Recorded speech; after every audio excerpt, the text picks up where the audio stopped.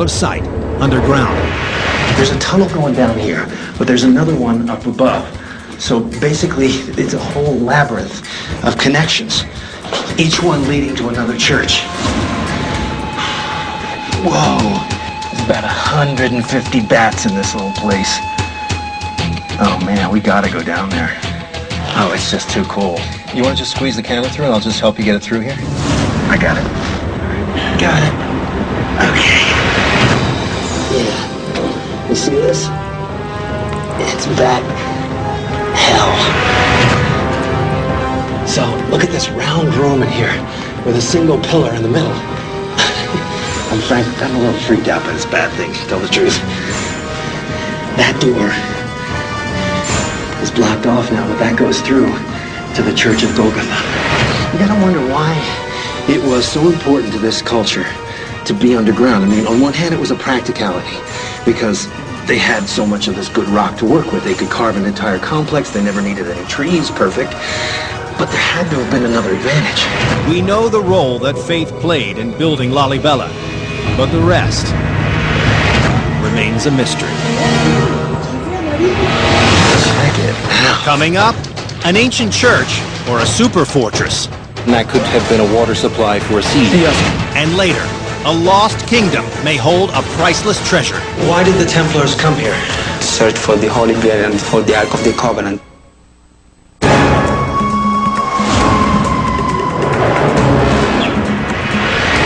According to legend, 800 years ago, King Lalibela had 11 churches carved out of solid rock here in northern Ethiopia.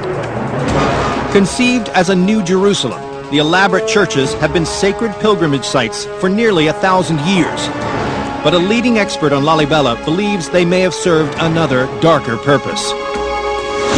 Now, remember, the churches of Lalibela are arranged in different clusters.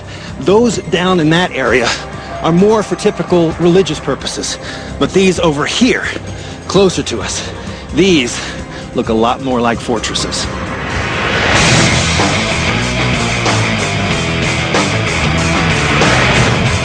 The vast church complexes in Lalibela were built in 3 distinct sections.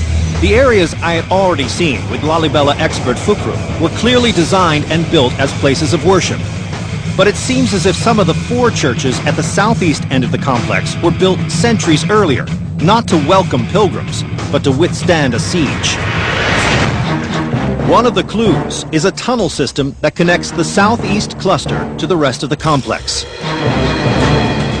Look at this tunnel going straight down here. There's a debate whether this is military or not up here, but it sure has the look of it.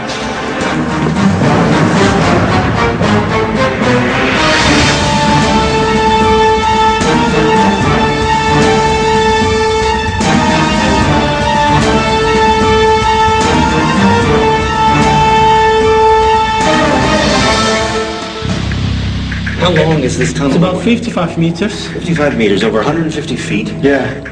And connecting through to here. To this one. Yeah. In ancient times, I mean, these underground passages provided a perfect defense because if you were being attacked, the army attacking you would have to come in single file. So it would break down the attacker to one man at a time. Much easier to defend. The long tunnel system in the southeast cluster leads to the Gabriel and Raphael churches, which are completely surrounded by a hand-carved trench ranging from 15 to over 50 feet deep. So this looks like a defensive wall. I mean, this is carved out, right? And this goes all the way to the other side too.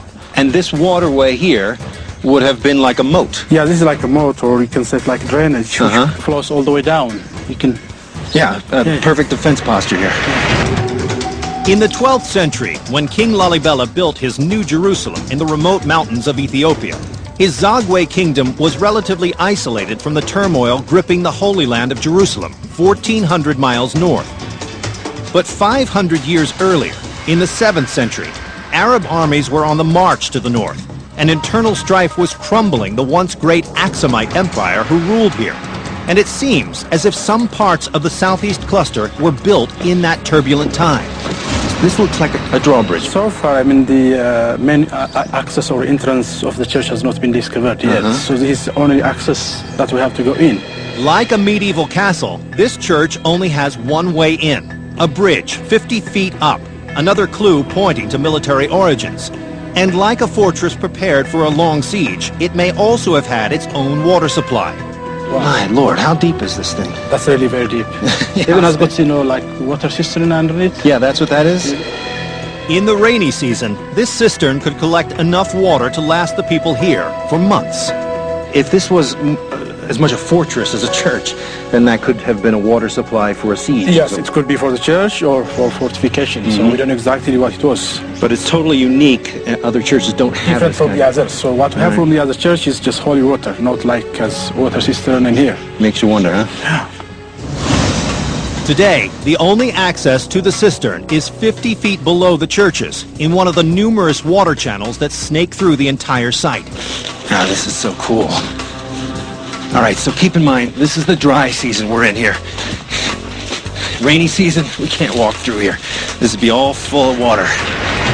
Most of the year, this is an arid region, where water can be more precious than gold.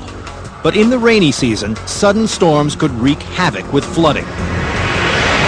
So building a massive hydro-engineering system that could move floodwaters out while collecting some of the life-giving water made Lalibella's isolated existence possible.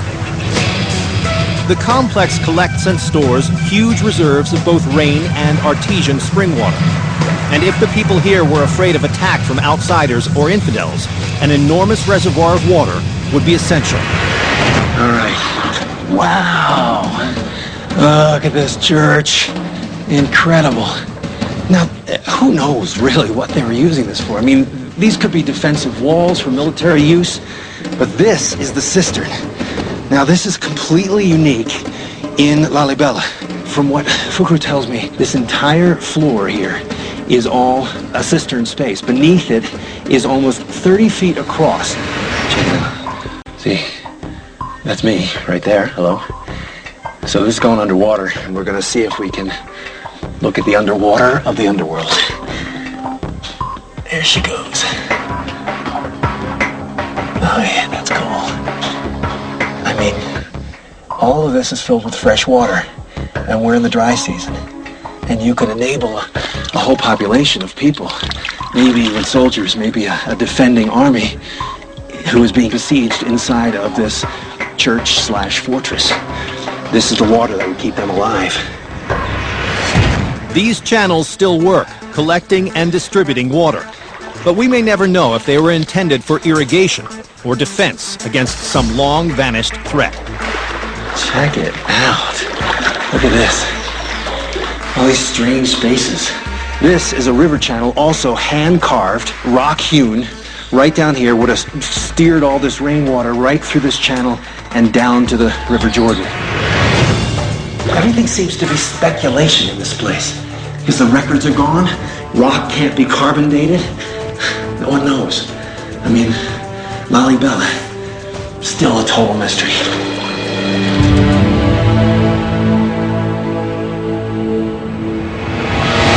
Up next, a mysterious connection to the Knights Templar. It does look like a Templar cross. And later, a gruesome shrine. Skull, skull, skull, the teeth.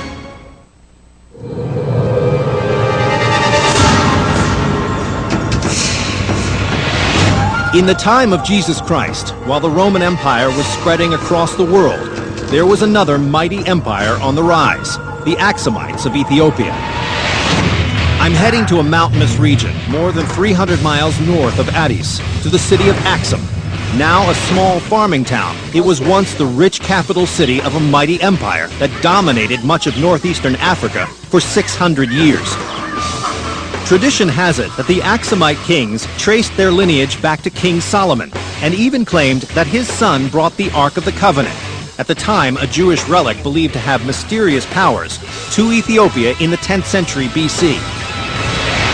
The Axumites linked to King Solomon, as evidenced by their exclusive claim to the Ark of the Covenant, did two important things. One, it helped give their kings legitimacy to the throne. And two, it helped create an entirely singular, unique brand of Christianity. Now, some of the only clues left of this one-time world power are located right across the street. in a field of obelisks, and inside the mysterious tomb